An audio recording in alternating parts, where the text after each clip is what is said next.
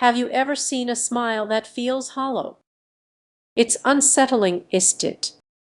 Now, picture this: you're struggling, and someone tells you to just stay positive. What if I warned you that this seemingly harmless advice could actually undermine your emotional intelligence? There's a hidden danger lurking beneath the surface. In our quest for happiness, we often overlook the warning signs of toxic positivity, which can creep into our conversations, relationships, and self-talk without us even noticing. Consider this: you're sharing a personal challenge, and instead of receiving empathy, you hear cheerful phrases like, "Sound familiar?" This kind of response doesn't just dismiss your feelings, it pushes them down, allowing them to fester. Here's the critical part: this isn't just about feeling overlooked, it has long-term consequences for your emotional growth. When we dismiss our struggles with forced positivity, we miss out on the valuable lessons they carry. Emotions exist on a spectrum, and limiting ourselves to only feeling happy risks stagnation. Think about a friend who never validates your feelings and always redirects the conversation to silver linings. Over time, you might start to doubt your own emotions. Are they valid? Am I overreacting? This confusion creates an emotional disconnect that can be hard to mend. Let's face it, we're conditioned to avoid discomfort. But what if embracing those uncomfortable feelings is the key to genuine emotional intelligence? When you allow yourself to feel and validate your pain, imagine confronting a challenge head-on, welcoming discomfort instead of masking it with a smile. It's tough, but what if this is where real growth lies? By allowing yourself to feel, you empower not just yourself, but also those around you. As tension rises, remember, change starts with you. You don't have to stay trapped in a cycle of forced positivity. Begin by acknowledging your feelings, even if they're messy and complicated. Here's the takeaway: the world does need more smiles hiding pain, it craves authenticity. So the next time you feel the urge to silence a negative emotion, pause. Take a breath. Ask yourself what's really going on. Let's shift the narrative together. Embrace the full spectrum of your emotions. It's okay to feel sad, angry, or lost. It's in these moments that we truly grow.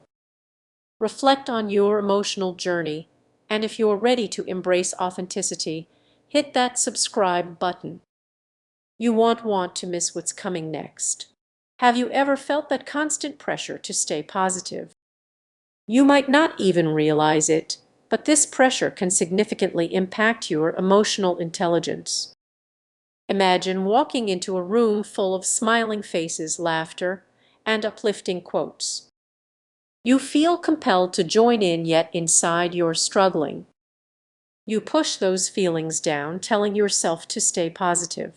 But what if that very positivity is the problem? Many people overlook how toxic positivity can numb our emotional awareness. We're often told to look on the bright side, but what happens to our ability to acknowledge and process our true emotions? It's like wearing blinders: we ignore the warning signs right in front of us. Let's take a moment to reflect on a time when you felt overwhelmed. Perhaps you faced a tough decision at work or had a disagreement with a friend. Did you feel pressured to brush it off and pretend everything was fine? This is where emotional intelligence can falter. You might think you're being strong, but in reality, you're sidelining your feelings. Now, picture a friend coming to you clearly upset. Instead of listening, you say something like, "Just be happy." In that moment, you might feel like you're helping, but you're actually dismissing their feelings. This subtle yet harmful form of toxic positivity can also turn inward. You convince yourself that your struggles don't matter, that you should just get over it. This creates a cycle where you can't identify your emotions, ultimately weakening your emotional intelligence. Let's get real. Have you noticed how you react when someone shares their struggles? Do you feel uncomfortable? Do you quickly change the subject to something lighter? This could signal that toxic positivity has crept into your emotional toolkit, making it harder to connect with others genuinely. What if you could change this narrative? Imagine being someone who embraces all emotions, not just the good ones. Think about the deeper connections you could foster by allowing yourself and others to feel, share, and process together. It's truly a game changer. So, how do we break this cycle? Start by acknowledging your feelings. When something bothers you, instead of brushing it aside, take a moment to sit with it.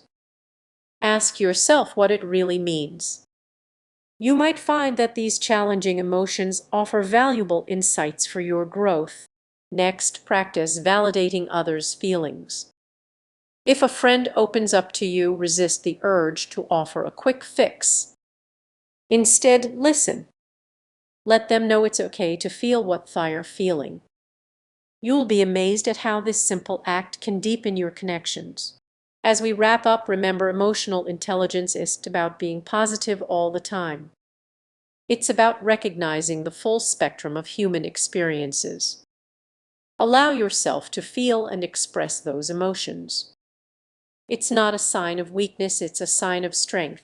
So the next time you find yourself in a room full of forced smiles, ask yourself what's really going on beneath the surface.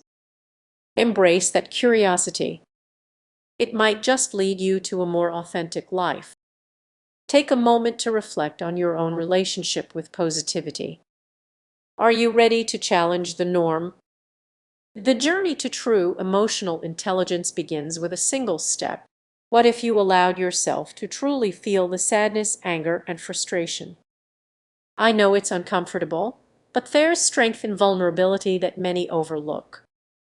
Here's the fascinating part: emotional intelligence flourishes in those uncomfortable moments. By acknowledging your feelings, you gain a better understanding of yourself. The more you suppress your emotions, the more disconnected you may feel from your own self-awareness, making it harder to empathize with others. Suddenly, that toxic positivity isn't just your issue, it becomes a cycle that leads to emotional blindness. Consider how many times you've brushed off your feelings just to keep a smile on your face. Those moments accumulate, shaping your emotional landscape in ways you might not have noticed. So, what's the alternative? Start small. Embrace the messence of life and give yourself permission to feel lost sometimes.